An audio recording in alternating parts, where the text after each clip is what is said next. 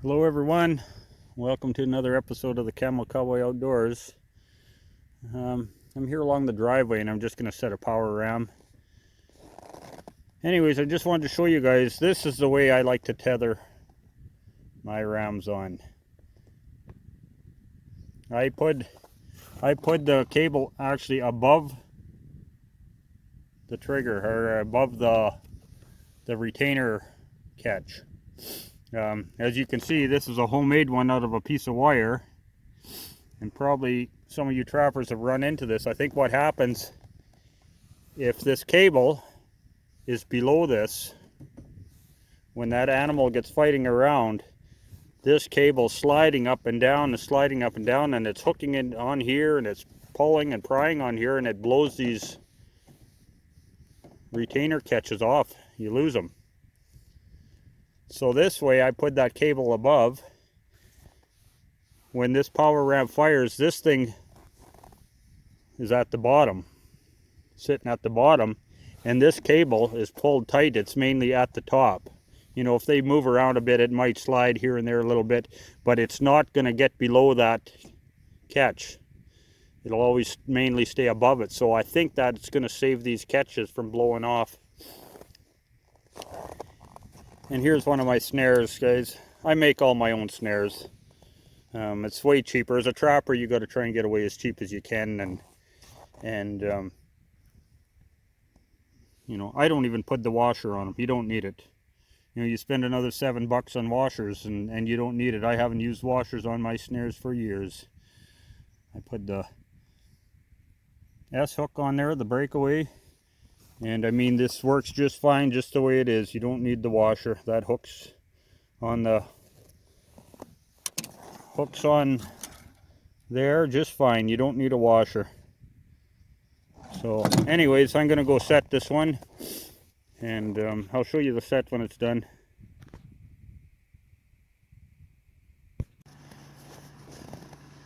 There we go, folks. The coyotes have been slipping right through there. So I hung a power ram there. I've caught coyotes here in the past on that same tree, so we will see what happens.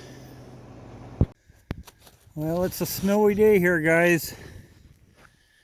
Started last night and we've got probably another 4 inches of snow, and it's still coming down. I'm here on the west end of the lake. There's the beaver house right there. This is our last year where the bear was taking my beaver last spring. Anyways, I got a mink box here. And I see my trap is out of the box. Oh, and we caught some fur. Last year, this is that spot where I caught that fisher in there, and he twisted the wire off on my trap, and there's a hole right down there, a big hole that the beavers would come out of, and I found them down that hole. But I think we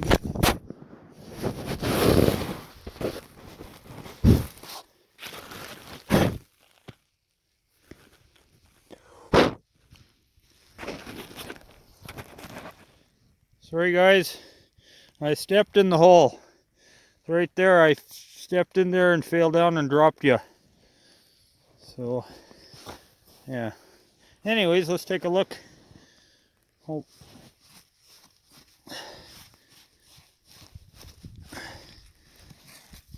Oh, we got ourselves a mink.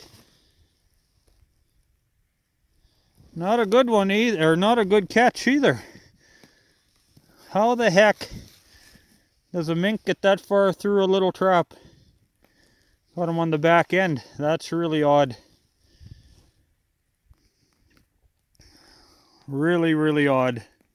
I don't know how a mink could get that far through a little trap. I had the trigger set in the middle. Anyways, guys, we got him, so I'm going to take him out of here. Catch you later.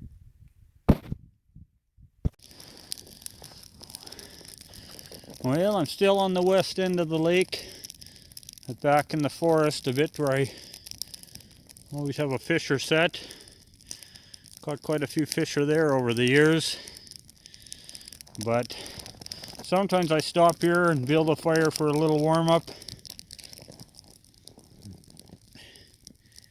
You know, I was just thinking about that mink, and I bet you what happened. I bet that because we got so much snow and there was a bunch of snow in the front of that box, and I bet you that trap was halfway froze up. I bet you that mink tripped it. He got almost all the way through it before it finally fired. That's what I'm thinking. I wish the mink were worth the kind of money they used to be. You know, I remember Dad telling the story where he had caught 7 mink. This was before my time. He caught 7 mink and he went to the local merchant and sold them. And the money from 6 mink, he bought a brand new Model 94 Winchester 30-30 rifle. So can you imagine if a person could do that nowadays with 6 mink? It's you know, the way the fur price used to be and the way the prices of other stuff is, or was, you know, now everything else has went up like 10-20 times, and the price of fur on most things has went down. So it's kind of sad. But anyways, folks, I'm going to sit here for a little bit more, warm up a little bit more, and then I'm going to head off and do some more checks.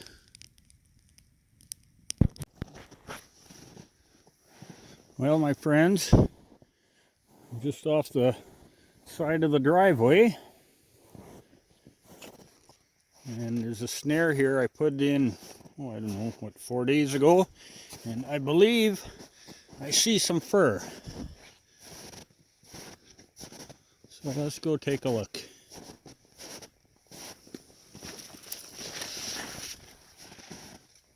Used to snow quit, but it's not the nicest weather out. It's minus 28, which is about, oh, just a little over minus 18 Fahrenheit. Oh, this is not a good dog, guys. Not a good dog.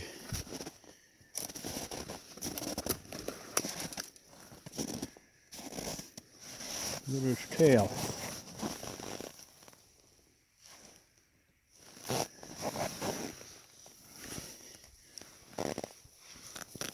He just got caught. He's not frozen at all.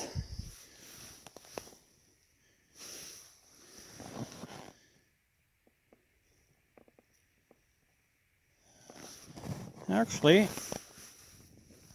I think he does have all his fur, guys. I think his tail's just kind of matted a little bit. He's got some rose bushes and stuff in there. Let's hang on. Yeah, guys, I guess he's got all his fur. He doesn't have the nicest fur coat. He's a young one, a pup. Sometimes they don't grow that nice of fur. But he does have all his fur. It's just his tail, he's got some ice in it and some rose bushes and stuff. That's why his tail looks like that. That'll brush out. So I guess we will take him and glue him up. Alright, gonna keep checking.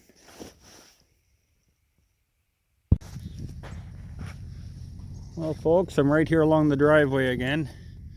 There's the driveway goes across there, but out here we're feeding the cows, and the cows made a few trails through these trees back here. Thankfully they're not walking on them anymore, but since our snow's so deep, the coyotes are walking on them. And there's fresh tracks just going in there. There's that trail there, and then part of it here too that they've been using, they merge into one, And I see back there, I caught a coyote. So let's go take a look at it.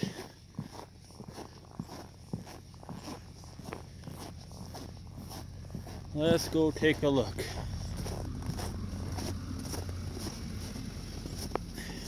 I don't like to walk on their trail, so I'm walking in off to the side here. I just set this snare, 4 days ago maybe. 3 days, 4 days, somewhere there. And coyote finally took it. We get some deep snow.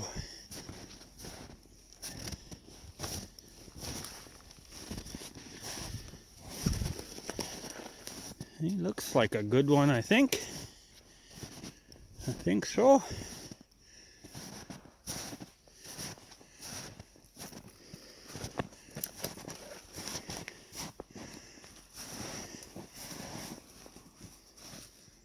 Boy, he's not froze at all.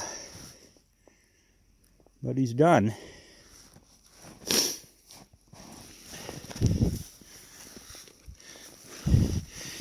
Yeah, it's a good coyote, guys.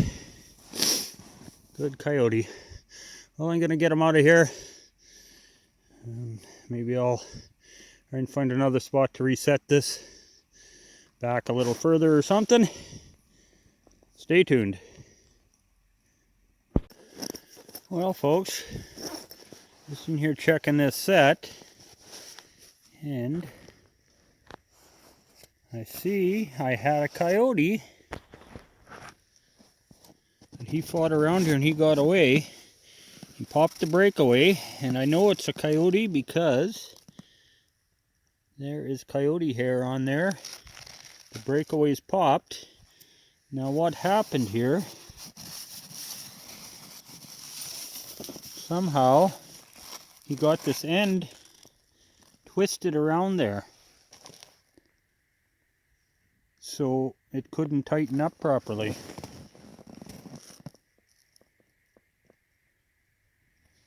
That is what happened. He got this wrapped around here.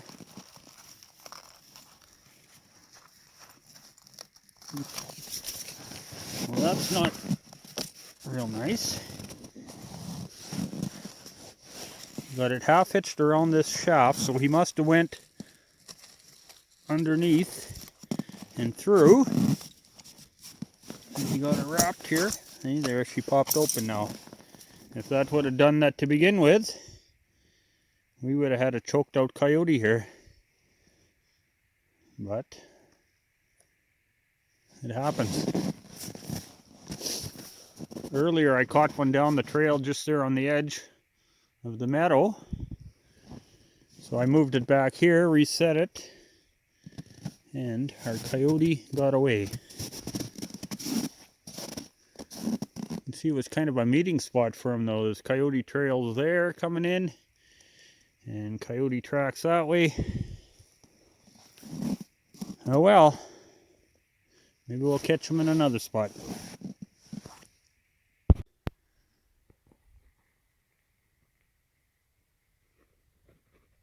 One horn buck laying there.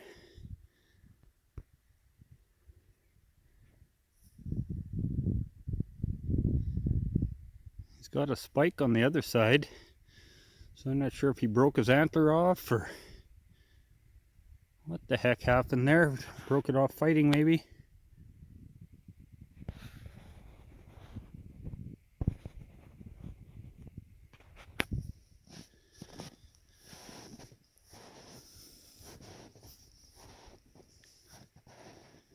There he is.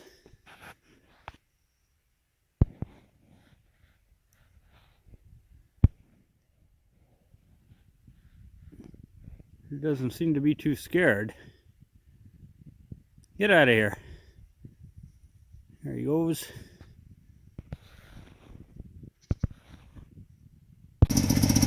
Well, hello folks. I'm just at the beaver house. This is a new beaver house, kind of on the northwest side of the lake. It wasn't here before. They must have just built it last fall, last summer, I guess. But Anyways, the mink had been going there. They had a hole in there, and I set a trap, and we caught ourselves a big buck mink there. I had to go digging for it because snow kind of covered everything up, but we got ourselves a nice big buck mink. Anyways, I'm going to carry on, guys. Well, I don't know what to say about this. I caught a coyote here, and it is gone. Just hair. That's the sort of thing wolves would do, would be to eat up one like that. But all I see is other coyote tracks.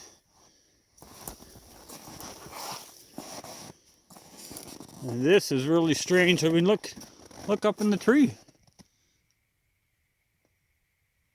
Like there's hair hanging all over up in the tree.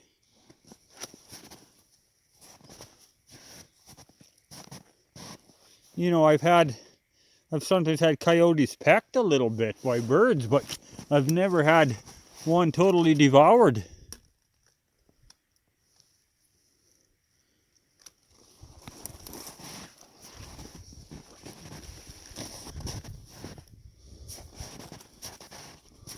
There's the skull. He's just gone. Well, I'm going to take that ram. I'm going to reset it on this trail. Maybe I can catch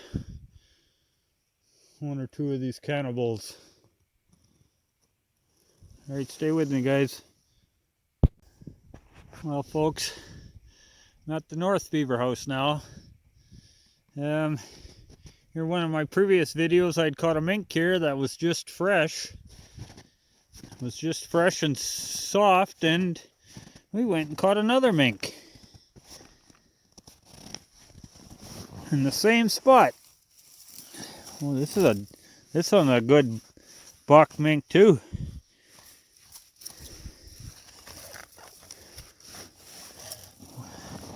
Well, that's a good buck mink.